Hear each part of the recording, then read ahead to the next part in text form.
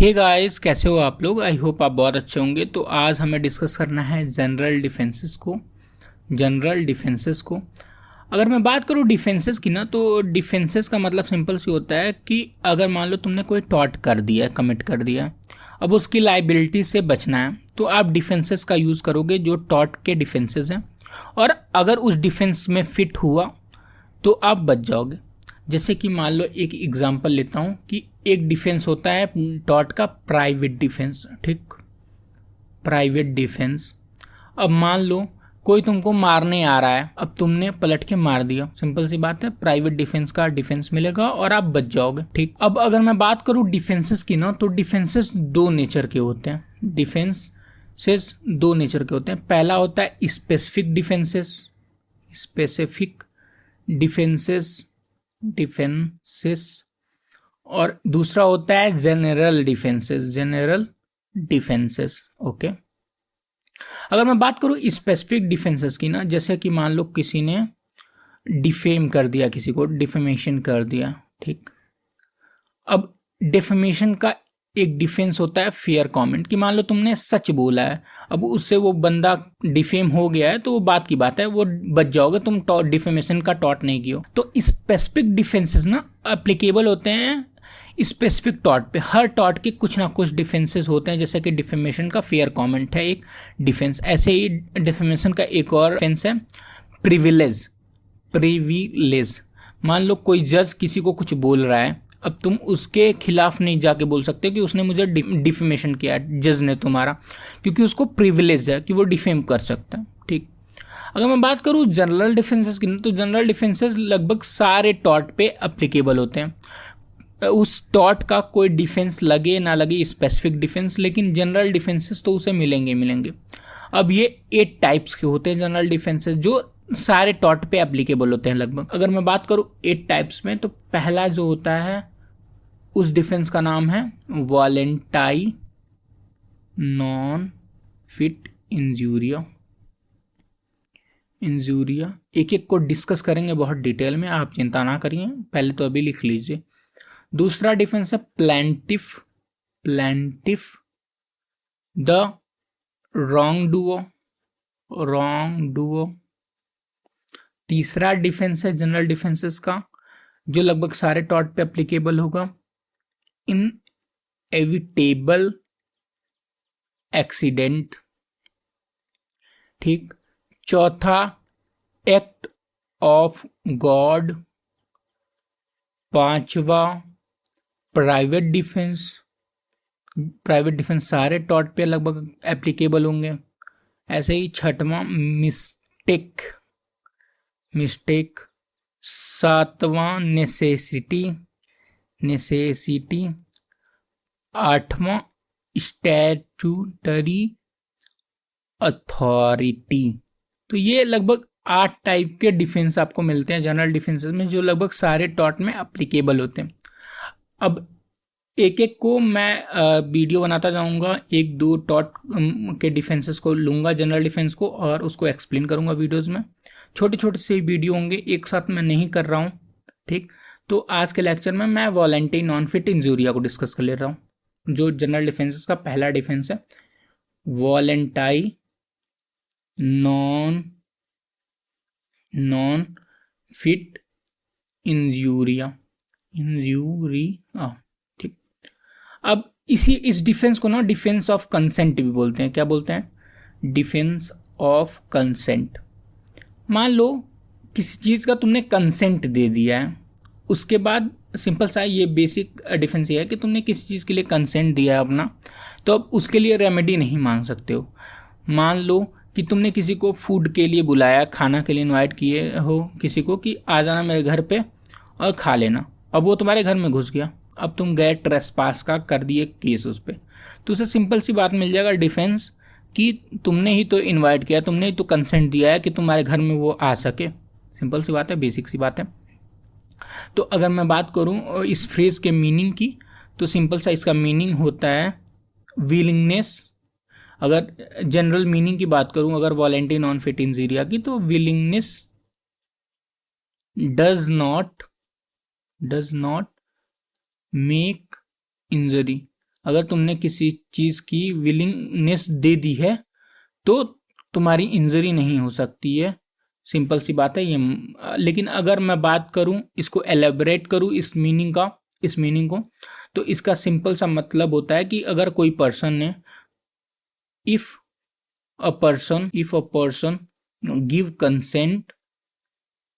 Consent for suffer to harm, then no remedy available for that। ठीक, clear. वही कि मान लो तुमने किसी को इनवाइट किया फूड के लिए और वो तुम्हारे घर में घुस गया, तो तुम टॉर्ट के लिए सू नहीं कर सकते हो, टॉर्ट के लिए वो लाइबल नहीं होगा, वो डिफेंस लेगा और बच जाएगा डिफेंडेंट। ठीक, अब इस मैगजीम से या इस डिफेंस से रिलेटेड एक केस लॉ देख लेते हैं। केस का नाम है Hall versus Brooklands Auto Racing Club. देखो ये एक रेसिंग क्लब होता है डिफेंडेंट इसमें। अब होता क्या है कि प्लेंटिफ स्पेक्टेटर होता है, कार रेसिंग को देखने आया हुआ होता है। अब वहाँ पे होता क्या है ना कि दो कार, ये मान लो कार 1 और ये कार 2 है, ये दोनों आपस में कोलाइजन कर लेते हैं और जो भी इसके जो डिबक्स हैं, पार्टिकल्स हैं, वो उड़ के प्लेंटिफ के ऊपर लग जाते हैं सर्वर पे और उसको इंजरी कर देते हैं, उसको कॉज करते हैं। अब स्पेक्टेटर पहुंचता है कोर्ट और बोलता है भाई साहब मेरा तो हार्म हो गया। क्यों? क्योंकि मैं रेसिंग क्लब में रेस देखने गया था और कार कोलिजन हुआ कार का और मेरी इंजरी हो गई।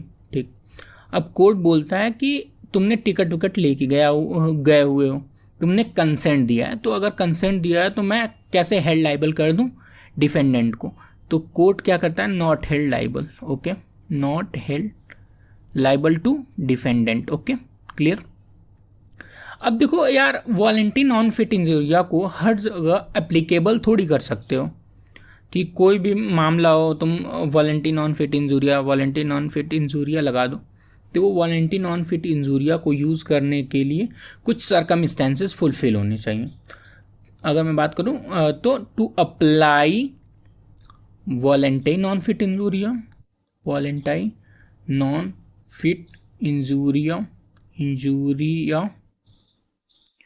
मेनली 4 पॉइंट फुलफिल होने चाहिए। Mainly 4 point should be fulfilled. पहला जो पॉइंट है वो है कि जो कंसेंट आप दे रहे हो वो फ्री होना चाहिए, मस्ट बी फ्री।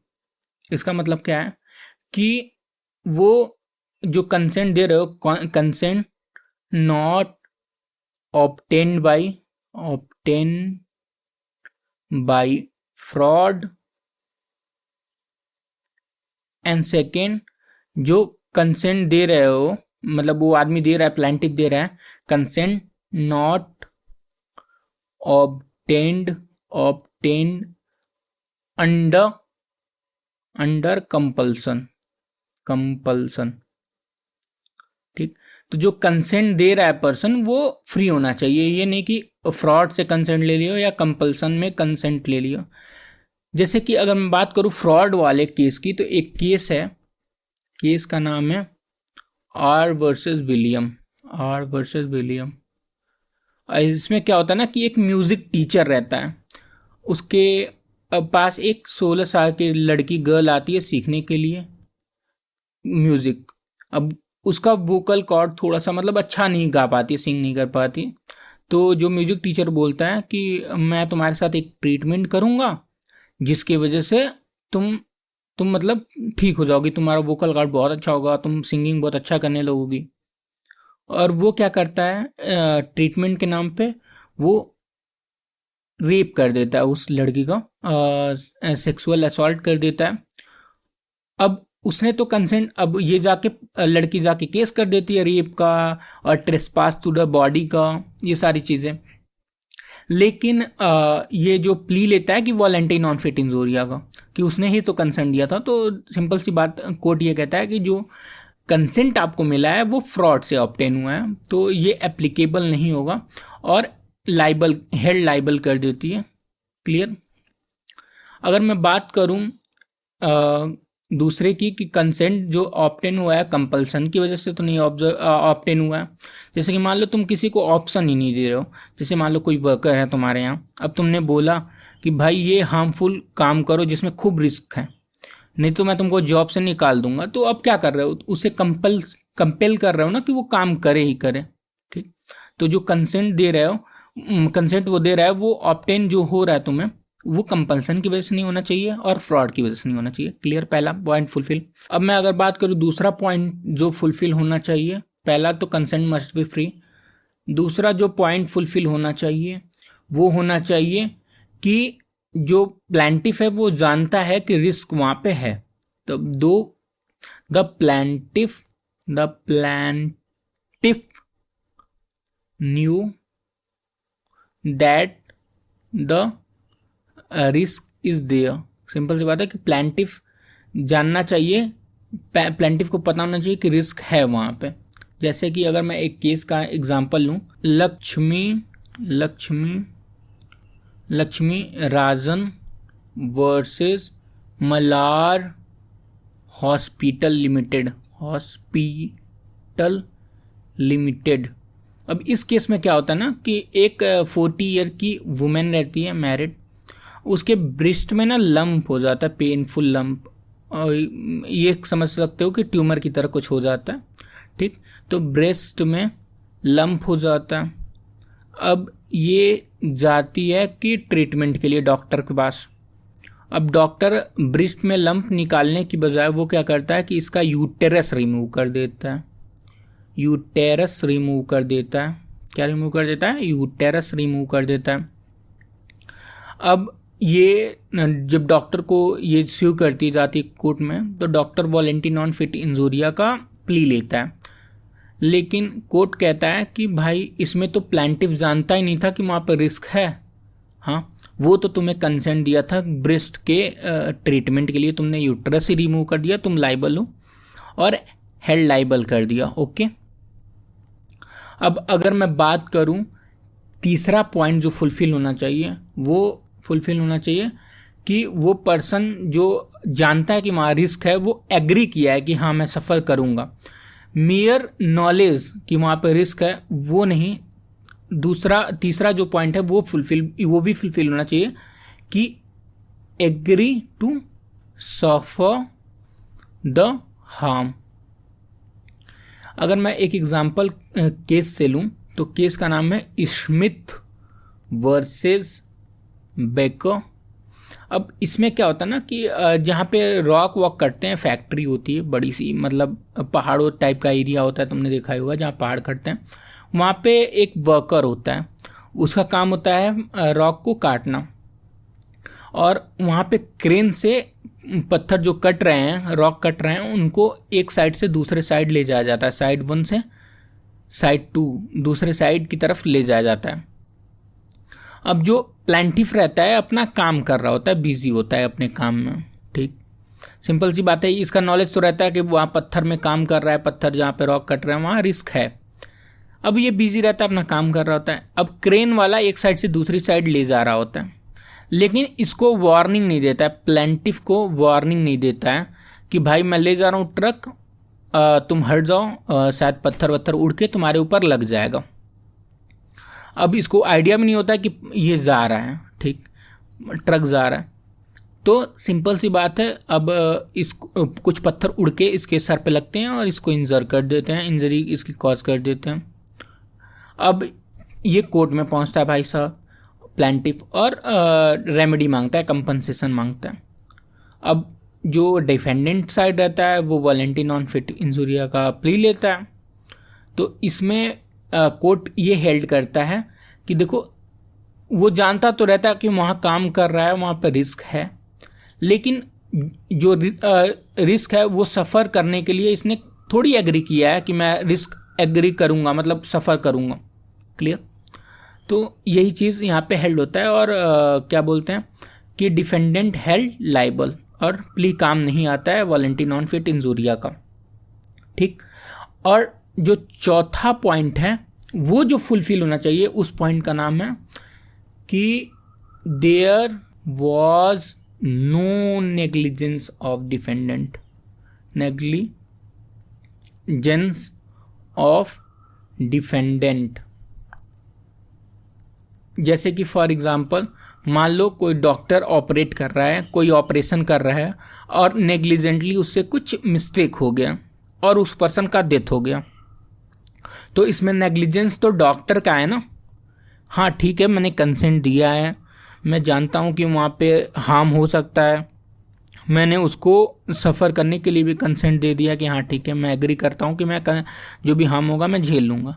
लेकिन अब डॉक्टर नेग्लिजेंट हो जाए, अपना काम ठीक से ना करें, तो उसका बेनिफिट उसको क्यों मिलेगा भाई, डॉक्टर को क्यों मिलेगा।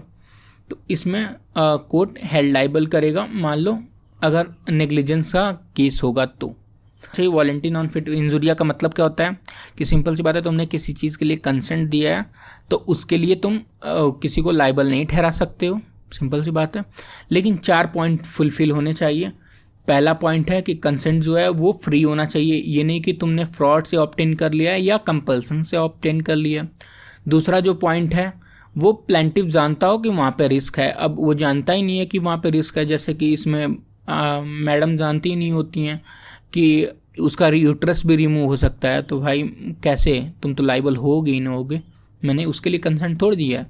तीसरा कि मियर नॉलेज नहीं कि वहाँ पर रिस्क है, वो एग्री किया हो कि हाँ मैं सफ़र करूँगा उस हार्म को जो भी होगा। क्लियर। एंड चौथा पॉइंट कि डिफेंडेंट की इसमें कोई गलती नहीं होनी चाहिए, नेग्लिजेंस नहीं होना चाहिए। अगर डिफेंडेंट नेग्लिजेंट है तो लाइबल होगा ही होगा। ठीक, आई होप आप लोग को क्लियर हो गया होगा। Thank you so much, best of luck.